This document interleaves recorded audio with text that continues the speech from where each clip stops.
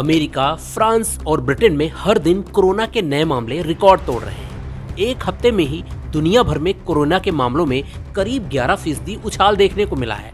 इस दौरान भारत में भी तेजी से कोरोना के बढ़ते मामलों को देखते हुए तीसरी लहर की आशंका और बलवती होती जा रही है। खासकर दिल्ली और मुंबई में जिस तरह से संक्रमितों की संख्या में बेतहासा इजाफा हो रहा है, उत्तर प्रदेश सहित कई राज्यों में कोरोना के बढ़ते मामले चिंताजनक हैं। विशेषज्ञ आने वाले 1-2 हफ्तों का वक्त काफी अहम मान रहे हैं। विश्व स्वास्थ्य संगठन के मुखिया टेड्रोस अधानोम ने लोगों को सचेत करते हुए कहा कि दुर्भाग्य से हम कोरोना संक्रमण की तीसरी लहर के शुरुआती दौर में हैं। केंद्रीय स्वास्थ्य मंत्रालय ने राज्यों को सतर्क रहने के निर्देश दिए हैं। कोरोना की तीसरी लहर की आशंका के बीच 5 राज्यों में होने वाले विधानसभा चुनाव कोरोना स्प्रेडिंग का बड़ा कारण हो सकते हैं। इसे देखते हुए बीते दिनों इलाहाबाद हाई कोर्ट ने केंद्र सरकार व निर्वाचन आयोग को पत्र लिखकर चुनाव टालने का सुझाव दिया था। इसके बाद केंद्रीय चुनाव आयोग की टीम उत्तर प्रदेश पहुंची, अन्य राज्यों से भी फीडबैक लिया, संकेत दिए कि 5 राज्यों के विधानसभा चुनाव तय समय पर ही होंगे। चुनाव आयोग ने कहा कि चुनाव प्रचार से लेकर पोलिंग बूथ तक कोविड प्रोटोकॉल का पालन कराया जाएगा। चुनावी ड्यूटी में उन्हीं कर्मचारियों को लगाया जाएगा जिन्हें कोरोना के दोनों टीके लग चुके होंगे। इस बार मतदान का वक्त भी 1 घंटे बढ़ाया जाएगा। इसके अलावा दिव्यांग, कोविड मरीज और 80 साल से अधिक उम्र के बुजुर्गों को वोट फ्रॉम होम की सुविधा दी जाएगी।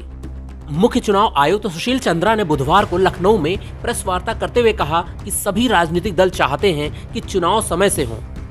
स्वास्थ्य विभाग ने भी आश्वासन दिया है कि 20 दिनों के भीतर उत्तर प्रदेश के 100% वयस्कों को कोरोना का टीका लगा दिया जाएगा।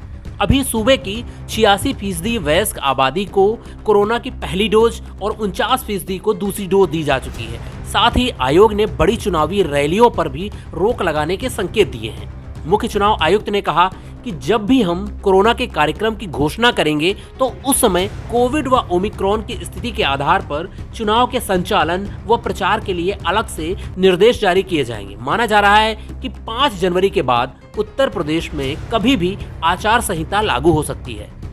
चुनाव आयोग भले ही तमाम तरह की सावधानियों की बात कर रहा है, लेकिन IIT कानपुर के विशेषज्ञ इलेक्शंस को खतरे की घंटी मान रहे हैं। विशेषज्ञों का सुझाव है कि चुनावों को कुछ दिनों के लिए टाल देना चाहिए, क्योंकि तीसरी लहर अप्रैल तक सिमट जाएगी।